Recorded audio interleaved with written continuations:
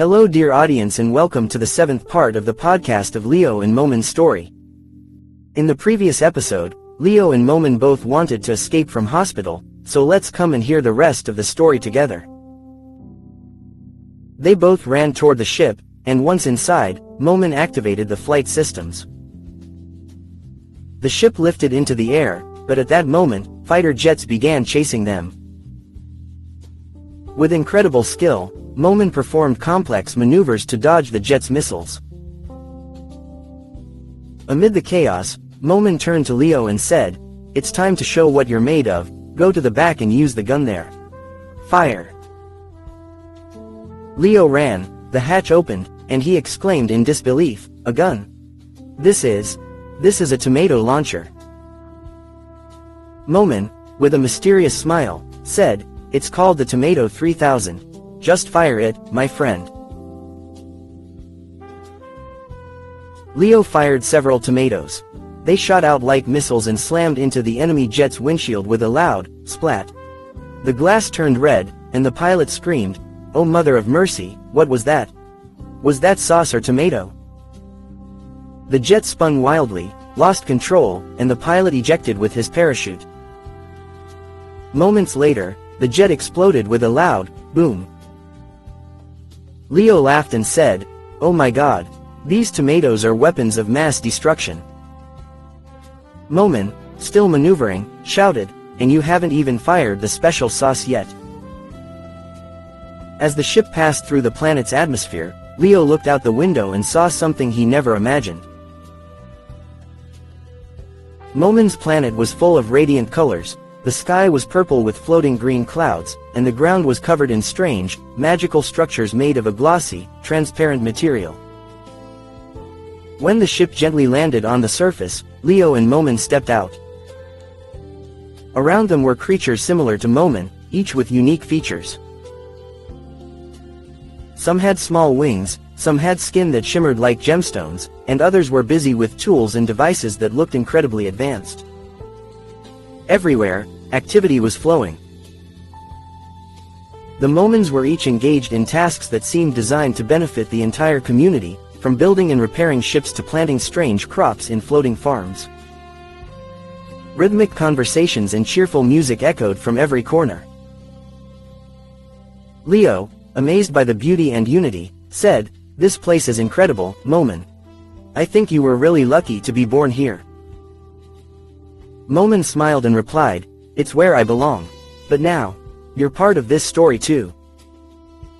While Leo and Momin traveled toward a distant planet, things on Earth were very different. Security officers had taken Leo's family to the base for questioning. The interrogation room was cold and heavy, and the officers fired questions one after another. "Where is your son? What's his connection to the unusual creature? Do you have any information that could help us?" Leo's parents, worried and unaware of what was happening, could only say they knew nothing. Adriana, Leo's younger sister, now feeling better, sat silently, her eyes filled with curiosity and fear. After hours of questioning, the head officer entered the room and said, "Let them go. There's no need. We won't get any more useful information from this family." The officers quietly escorted Leo's family back home.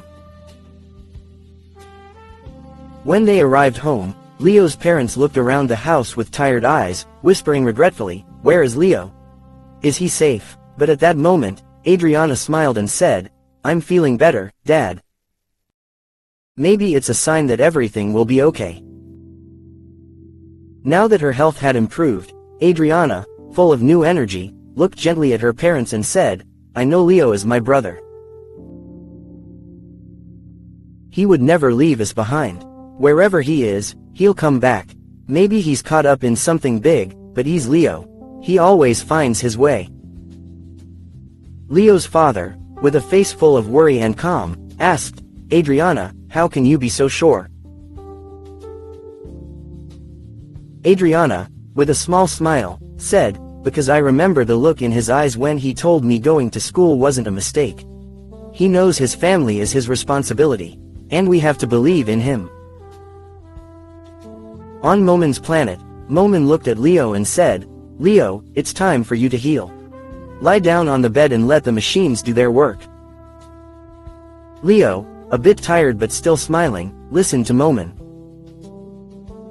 He calmly lay down and said, "All right, Momin. But you shouldn't ignore yourself either." Momin replied with a confident smile, "Don't worry, I'm not forgetting myself. Right now, a medical robot or one of the other Momins is about to patch me up." At that moment, a small robot with shiny hands approached Momin and carefully began treating his wounds.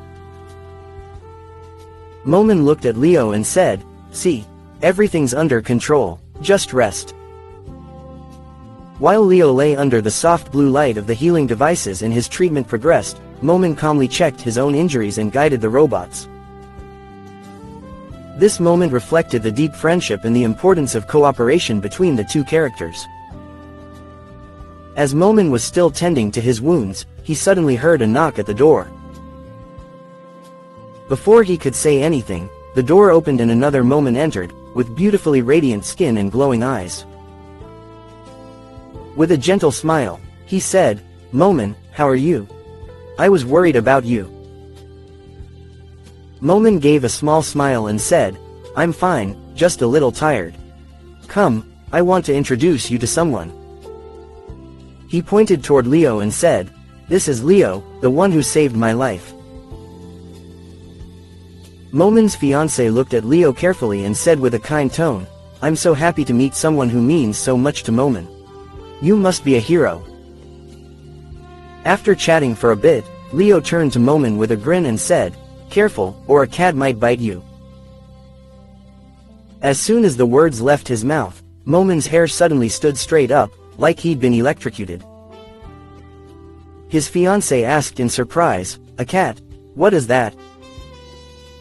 Leo, laughing at Momin's reaction, joked, "It's a creature from Earth, sometimes super cute, sometimes a total menace."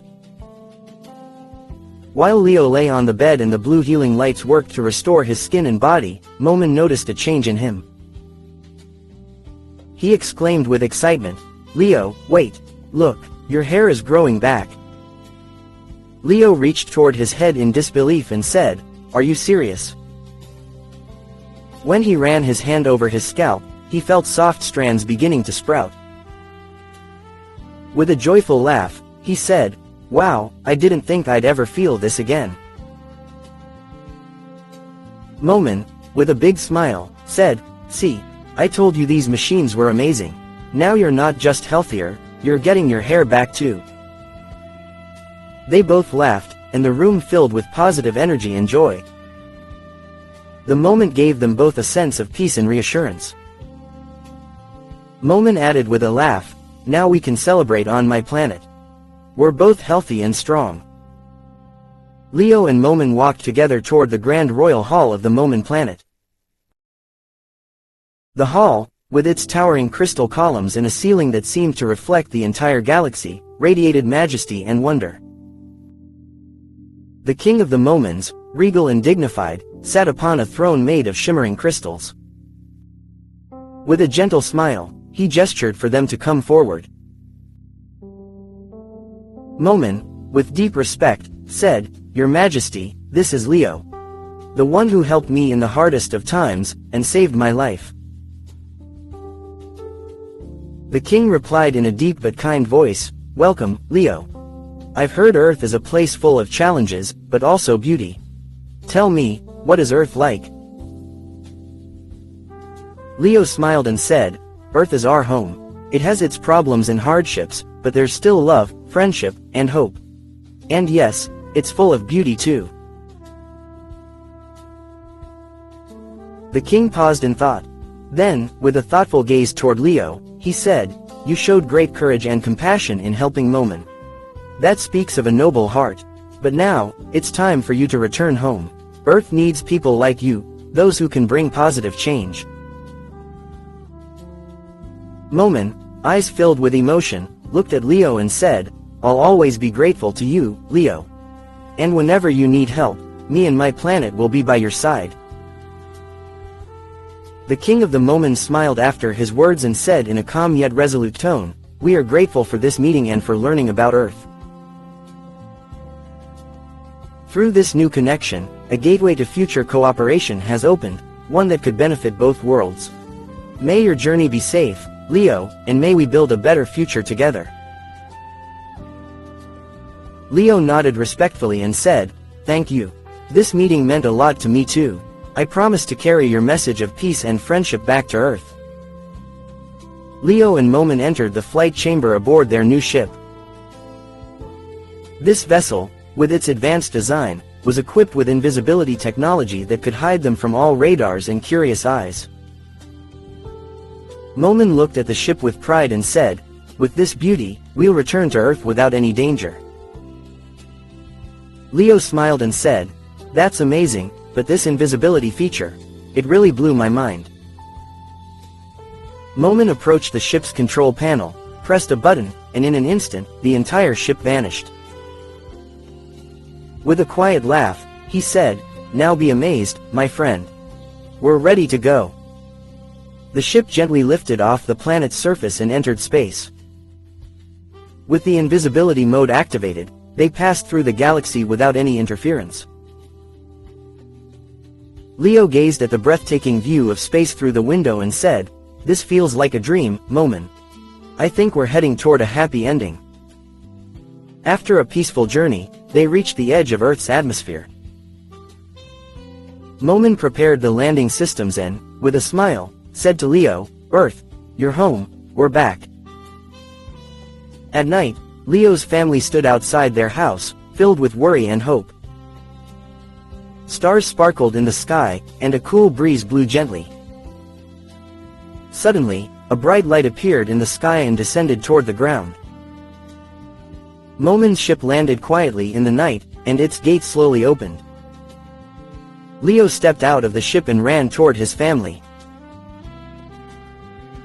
His mother embraced him with tears of joy, and his father, smiling with pride, said, "Leo, you're back, we're so happy."